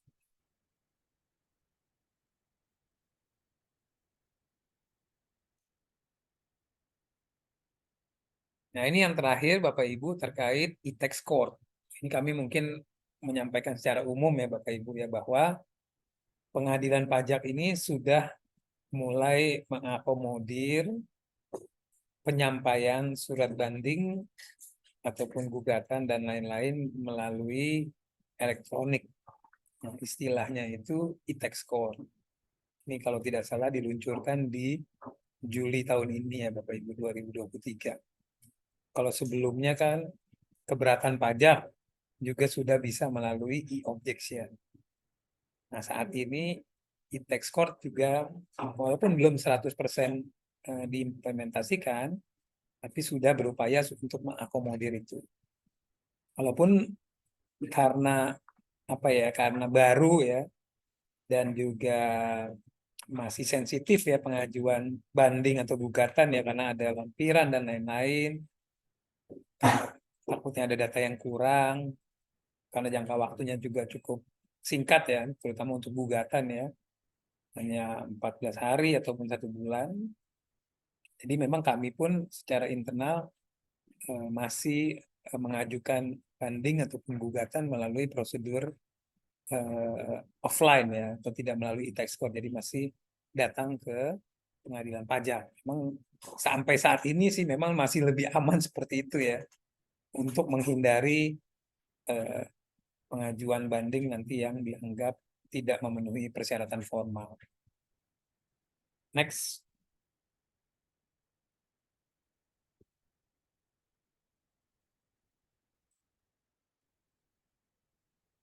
Nah ini ya Bapak Ibu, jadi peraturannya itu merujuk kepada peraturan Ketua Pengadilan Pajak. Jadi apa saja yang tercakup dalam e-tax court? Ada juga pertama e-putusan. Jadi salinan putusan itu biasanya kan kita baru terima 30 hari setelah pembacaan putusan. Itu pun dikirim ke wajib pajak dan lain-lain, sehingga kadang-kadang sulit untuk mendapatkan salinan putusan secara cepat. Sehingga e-tax court ini bisa mengakomodir. Jadi untuk putusan pun akan diupload di e-tax court. Berikutnya e-registration. E-registration ini ya kita registrasi untuk syarat kita nanti pada saat mengajukan gugatan atau mengajukan banding. Berikutnya e-filing. E-filing ini pada saat kita submit dokumen atau submit permohonan untuk banding atau gugatan. Berikutnya e-litigation. Jadi nanti panggilan sidang, panggilan pengucapan, itu semuanya termuat di e-litigation. Sampai mungkin nanti dokumentasi-dokumentasi pun sudah terakomodir di sana. Kalau sekarang kan masih berbeda-beda ya. Majelis sekian mempunyai Dropbox tersendiri, untuk sengketa kita tersendiri. Jadi masing-masing berbeda-beda. Nanti mau diupayakan oleh pengadilan pajak melalui e-tax court ini semuanya terintegrasi. Jadi kita pun bisa memantau sengketa secara real time. Walaupun saat ini masih percobaan ya Bapak Ibu, belum 100%. Mungkin nanti sidang nantinya mungkin akan lebih banyak yang online gitu ya dibandingkan dengan offline. Kalau saat ini kan mungkin 50-50 atau bahkan masih lebih banyak yang offline. Tapi pengalaman kami ya Bapak Ibu sharing setelah peluncuran e-tax court ini atau bahkan mungkin sejak awal 2023 ini putusan memang menjadi lebih cepat Bapak Ibu. Jadi sidang-sidang yang terakhir selesai di tahun 2023 atau setelah Juli terutama itu putusannya diucapkan lumayan cepat. Mungkin 2-3 bulan sudah ada putusan. 2-3 bulan sudah ada putusan. Kalau yang sebelum-sebelumnya bahkan sampai saat ini ada yang sudah 2-3 tahun belum ada pengucapan putusan ya. Tapi yang terakhir-terakhir ini cukup cepat ya. Mungkin itu juga dampak dari penerapan e-tax court. Next. Nah ini mekanismenya nanti kami akan share juga materi ini. Jadi ya pertama mendaftar terlebih dahulu. Jadi mendaftar di aplikasi e-tax court. Setelah terdaftar, nanti baru melakukan registrasi dan lain-lain sehingga bisa sampai mengajukan permohonan banding melalui e-tax court. Nanti prosesnya di e-tax court ya tadi surat uraian banding yang dari DJP juga diupload di e-tax court. Bantahan kita pun kita upload di tax court, e-tax court ya. Jadi masih dalam satu satu sistem lah semuanya. Walaupun sampai saat ini pun kami belum menyarankan 100% ya untuk menggunakan e-tax court yang mungkin masih hybrid lah. Kalau memungkinkan untuk disampaikan melalui offline mungkin lebih masih lebih aman ya mungkin untuk diajukan secara offline. Karena mungkin pada saat upload dokumen PDF, lampiran, kadang-kadang mungkin dokumennya error, tidak terupload, tidak terbaca, nanti khawatirnya mengakibatkan banding atau gugatannya menjadi tidak memenuhi persyaratan formal ya Bapak Ibu. Next. Nah ini mekanisme lanjutannya Bapak Ibu ya. Jadi nanti sidang dan lain-lain. Next.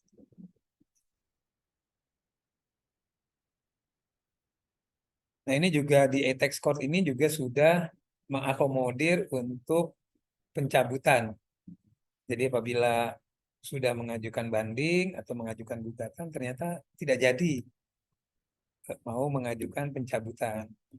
Ini pun sudah diakomodir juga oleh e-tax court untuk cara mengajukan pencabutan banding atau gugatan. Next.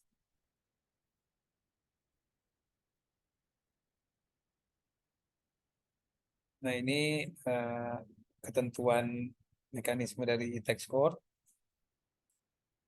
Next lagi. Nah itu Bapak Ibu mungkin untuk materi hari ini ya Bapak Ibu ya. Tadi dari mulai PSP2DK sampai dengan e-tax court. Mungkin terima kasih Bapak Ibu waktunya. Mungkin saat ini kita akan coba membahas ya pertanyaan-pertanyaan yang sudah diajukan. Saya lihat ada beberapa pertanyaan di sini. Mungkin Bapak Ibu yang belum mengajukan pertanyaan dan ingin mengajukan masih dibuka ya Bapak Ibu chatboxnya. Kita rencananya hari ini sampai dengan jam 16.00 ya. Jadi masih ada mungkin sekitar 30 menit Bapak Ibu untuk membahas pertanyaan dari yang Bapak Ibu ajukan. Mungkin saya coba membacakan pertanyaan yang pertama ya. Ini dari Bapak Bun Herman ya. PT Kyokuto Indomobil. Izin bertanya. Yang pertama wajib pajak telah merespon ya. Jadi wajib pajak mendapatkan SP2DK dan telah merespon SP2DK tersebut. Disampaikannya ke KPP dan sudah melakukan pembahasan dengan AR. data-datanya juga sudah clear, ekualisasi, tetapi AR-nya ingin mengkoreksi terkait transfer pricing ya, dengan merujuk kepada koreksi-koreksi pemeriksaan tahun-tahun pajak sebelumnya.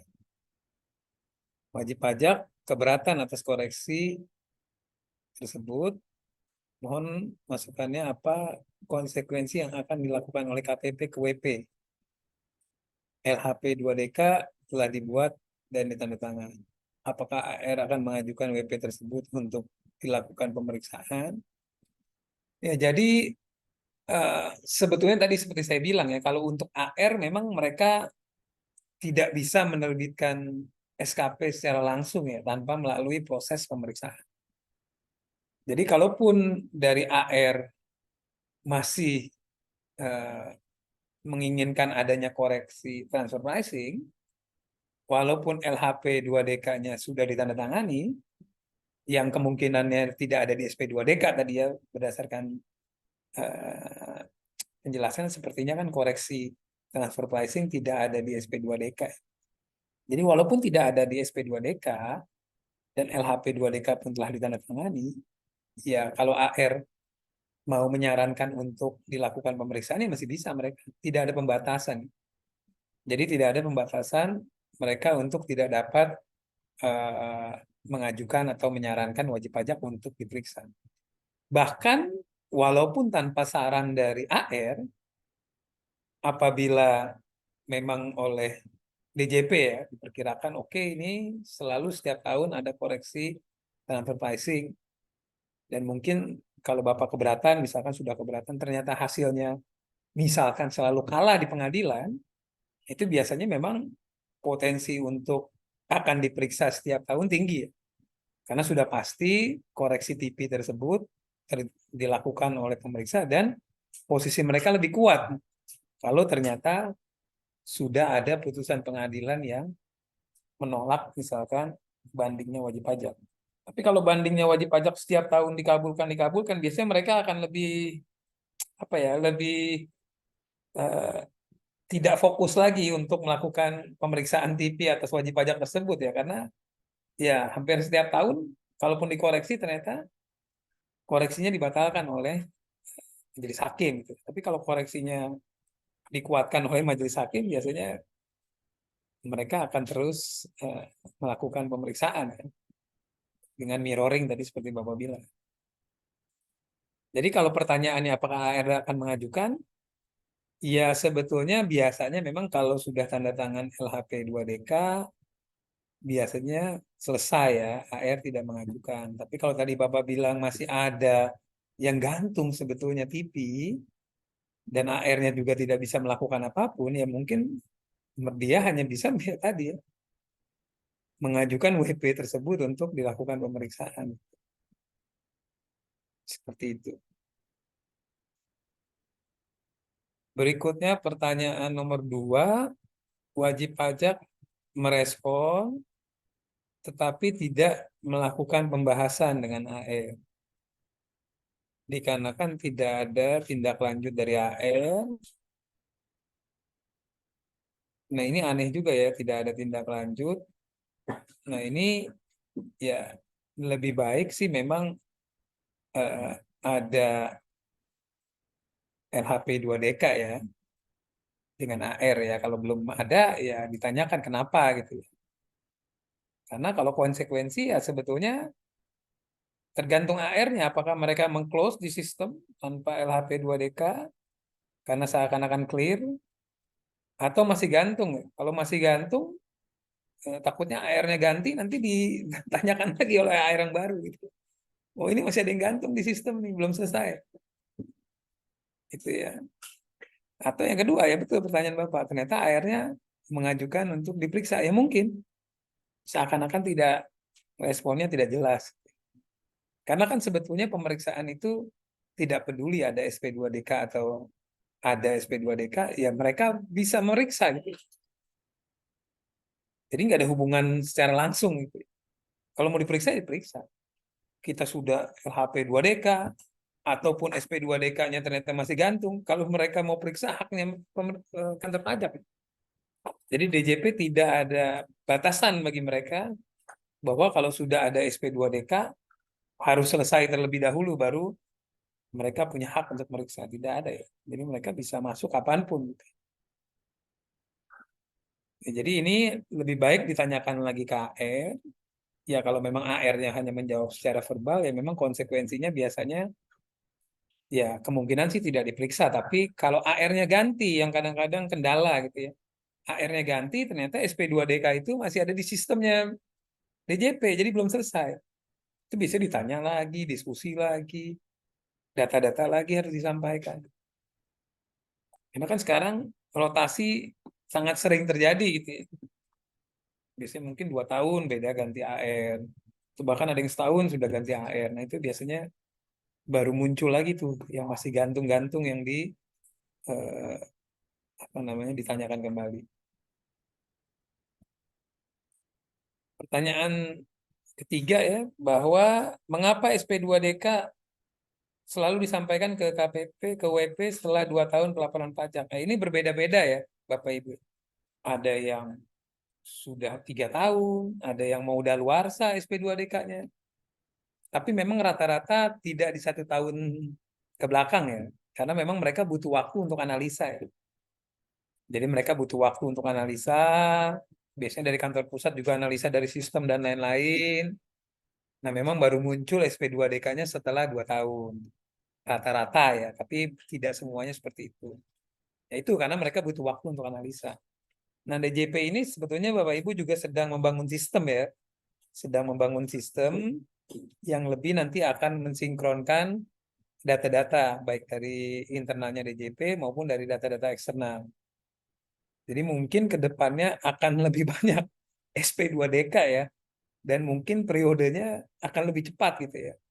Karena ada pensinkronan data-data ini mungkin nanti ke depannya akan lebih cepat DJP mendapatkan data gitu.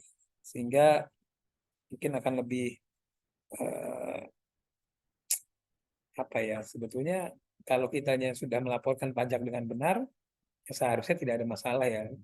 Cuma mungkin ya kadang-kadang memerlukan waktu untuk melakukan rekonsiliasi dan lain-lain. Seperti itu Bapak Ibu.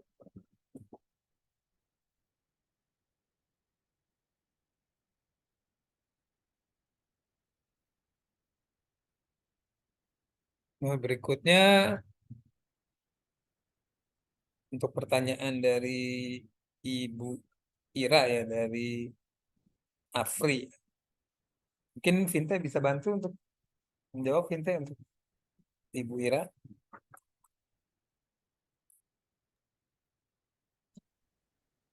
Pertanyaan dari Ibu Ira ya.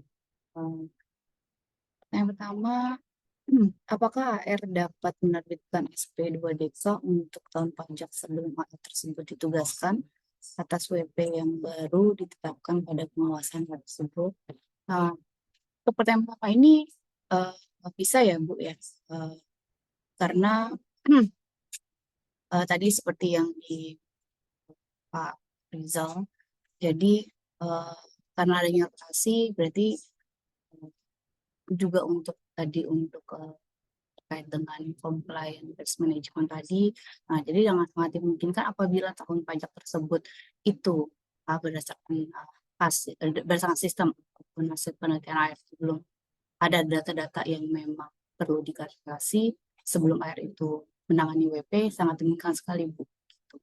Jadi eh, yang perlu di yang perlu diperhatikan di sini bahwa memang tadi jangan sampai tadi SP2DK yang mungkin ada yang masih gantung di sistem. Jadi mungkin AR itu tidak tahu apakah ini sudah pernah sudah pernah disampaikan atau memang belum sudah pernah disampaikan tapi belum di close. Nah itu yang perlu uh, diperhatikan oleh ya Bu Ira seperti itu. Yang kedua, apakah AR bisa mengeluarkan SP2DK untuk tahun pajak yang sudah kadaluarsa, misalnya untuk SP2DK sebelum tahun 2000. Ini kadaluarsanya penerapannya 5 tahun. 10 tahun. Jadi ya pidana 10 tahun. Jadi kemungkinan untuk dengan SPDDK-nya ini masih bisa ya Bu. Jadi tadi bahwa untuk yang data dokumentasi perpajakan itu kan disimpan selama 10 tahun. Jadi apabila masih setelah 5 tahun itu bukan SP2DK. Oke, terima kasih Vinte. Jadi itu ya Bu ya, bahwa kalau yang untuk 5 tahun memang SKP-nya 5 tahun, tapi memang haknya DJP itu bisa sampai 10 tahun untuk pempidana. Jadi kalau SP2DK-nya ternyata kita tidak jawab dan lain-lain, memang ada potensi tadi ya, bukan diajukan untuk pemeriksaan umum, tapi khawatirnya nanti pemeriksaan bukti permulaan gitu. Yang prosesnya jauh lebih, bukan mengerikan ya, tapi maksudnya lebih beresiko lah, karena bisa sampai ke pengadilan umum, bukan ke pengadilan pajak ya, karena ada indikasi pidana. Jadi walaupun kita belum tentu salah, tapi kan prosesnya ke pengadilan umum kan akan memakan lebih banyak energi dan tenaga juga lah. Mungkin bayar pengacara dan lain-lain gitu. Mungkin selanjutnya saya coba bacakan pertanyaan dari Bapak Eka, petrolog. Mohon penjelasan apakah KPP dapat mengeluarkan SP2DK lebih dari 1 kali untuk tahun pajak yang sama? Nah ini sebetulnya sama, tidak dibatasi. Jadi SP2DK itu kan untuk permintaan data dan atau keterangan. Jadi kalau dia mau minta pertama misalkan terkait PPh 21, ternyata berikutnya dia mau terbitkan lagi untuk PPh pasal 23 misalkan ya, tidak dalam satu SP2DK yang sama, boleh. Bahkan kadang-kadang melebar ya Bapak Ibu. Pada saat SP2DK-nya misalkan terkait rekonsiliasi PPN, ternyata kita sudah jawab rekonsiliasi PPN, oh ternyata ada potensi nih di PPh badannya, bukan di PPN misalkan. Ada dua tuh, mereka akan secara verbal saja menanyakan, atau ada juga yang menerbitkan SP2DK lagi dengan nomor yang berbeda ya, untuk menanyakan terkait PPh badan itu, agar kita menjawab lagi secara resmi. Atau ya worst case-nya kalau mereka tidak terbitkan SP2DK, tadi contoh yang tadi di atas yang terkait TP ya. Jadi SP2DK-nya tidak ada TP, tapi ternyata ada deadlock waktu diskusi dengan AR terkait TP, ya AR-nya setuju SP2DK-nya di close, tapi yang untuk TP-nya khawatirnya diajukan untuk dilakukan pemeriksaan. Seperti itu. Jadi kalau masalah penerbitan lebih dari 1 kali ataupun 2 kali dan lain-lain ya tidak ada larangan ya. Jadi at any time mereka bisa meminta data dan atau keterangan. Ya tinggal wajib pajak aja. Kalau wajib pajak tidak tanggapi, ya AR tidak bisa melakukan apapun, tapi bisa disarankan untuk dilakukan pemeriksaan. Seperti itu. Berikutnya dari Bapak Yusuf, PT BAI. Ada data baru yang belum terungkap hasil pemeriksaan menimbulkan SKP LB. Tolong berikan contoh. Ini mungkin kalau hasil pemeriksaan ya memang bisa SKP LB. Tapi kalau sudah selesai pemeriksaan, SKP yang diakomodir itu cuma SKP KBT ya. Jadi SKP kurang bayar tambahan yang terakomodir. Jadi kalau masih ada, wah seharusnya kita masih ada lebih bayar lebih misalkan dari SKP LB. Nah itu mungkin pengajuannya dengan mengajukan keberatan gitu ya. Jadi harusnya SKP LB kita lebih tinggi dibanding yang diterbitkan oleh DJP. Tapi kalau mungkin kalau pertanyaannya terkait SKP KBT, oh ini data barunya maksudnya apa contohnya? Nah sebetulnya data baru itu data yang tidak diperoleh pada saat pemeriksaan. Jadi bukan datanya, oh saya sudah kasih nih laporan keuangan, wajib pajak sudah kasih general ledger, ada semuanya di situ. Tapi pemeriksanya memang tidak melihat secara detail. Nah, itu seharusnya bukan data baru ya. Jadi seharusnya tidak bisa digunakan sebagai data untuk menerbitkan SKP KBT. Tapi data baru yang tidak bisa diakses pemeriksa misalkan kan apa? Misalkan contoh wajib pajak menyembunyikan transaksi.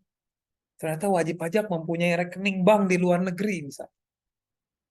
Untuk transaksi ekspor masuknya ke rekening yang di sana. Dan wajib pajak waktu biasanya pada saat pemeriksaan kan ada berita acara ditanya misalkan rekening korannya apa segala macam. Wajib pajak cuma bilang yang ada di Indonesia. Nah, ternyata di kemudian hari ditemukanlah ada rekening wajib pajak di luar negeri. Nah, itu bisa digunakan sebagai data baru untuk menerbitkan SKP KBT, surat ketetapan kurang bayar tambah. Tapi kalau SKP LB tambahan tidak ada ya.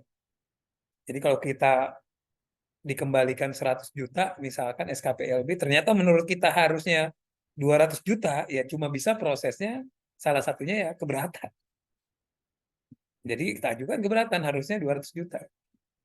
Tapi DJP tidak bisa menerbitkan SKP LBT misalnya.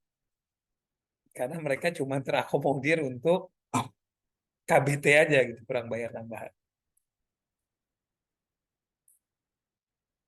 Mungkin itu ya dari pertanyaan-pertanyaan yang diajukan. Ini mungkin dari tim kami juga sudah menyampaikan Bapak Ibu di chatbox itu ada link untuk feedback ya Bapak Ibu ya.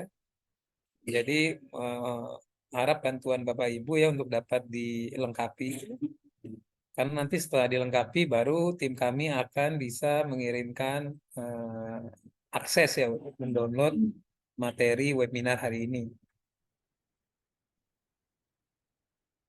Ini masih ada waktu ya, mungkin sampai jam 4 kalau masih ada pertanyaan mungkin masih bisa kami tunggu di chatbox. Mungkin kita tunggu 1-2 menit ya Bapak Ibu ya, kalau ada pertanyaan silakan diajukan. Kami masih ada waktu mungkin membahas sekitar 5-10 menit. Jadi kami juga menyampaikan Bapak Ibu mungkin yang sudah sering mengikuti webinar di RSM Indonesia bahwa kami reguler menyelenggarakan webinar. Rencananya juga nanti di Desember kami rencananya akan melakukan webinar terakhir ya untuk pajak. Itu mungkin mirip dengan yang tahun sebelumnya terkait outlook pajak untuk tahun 2024 seperti apa. Terutama 2024 ini kan tahun pemilu ya. Ya mungkin dari DJP juga ada strategi khusus dan juga tadi seperti sistem DJP yang juga kita mendapat informasi juga sedang melakukan perbaikan ya untuk update sehingga sinkronisasi data dan lain-lain. Juga kami rencananya nanti di webinar terakhir kami akan mengundang juga pihak eksternal yaitu dari Kemenq atau dari DJP jadi untuk membantu Bapak Ibu mendapatkan informasi dari internal Kemenq dan DJP bagaimana outlook mereka untuk tahun pajak 2024. Mungkin kalau sudah tidak ada ya saya lihat belum ada pertanyaan lagi. Mungkin izin untuk menutup webinar hari ini. Mungkin kami sampaikan terima kasih sekali lagi untuk Bapak Ibu yang telah menghadiri webinar kami. Jangan lupa feedback formnya Bapak Ibu karena itu adalah syarat untuk mendapatkan materi webinar. Kalau masih ada yang kurang jelas Bapak Ibu, mungkin dapat kalau masih ada pertanyaan ataupun ingin menghubungi kami, membutuhkan jasa kami dan lain-lain, jangan sungkan Bapak Ibu untuk dapat email atau mengirimkan atau telepon juga bisa langsung ke RSM Indonesia Bapak Ibu. Sekali lagi terima kasih. Wassalamualaikum warahmatullahi wabarakatuh. Selamat sore Bapak Ibu. Salam sehat. kami tutup untuk webinar hari ini.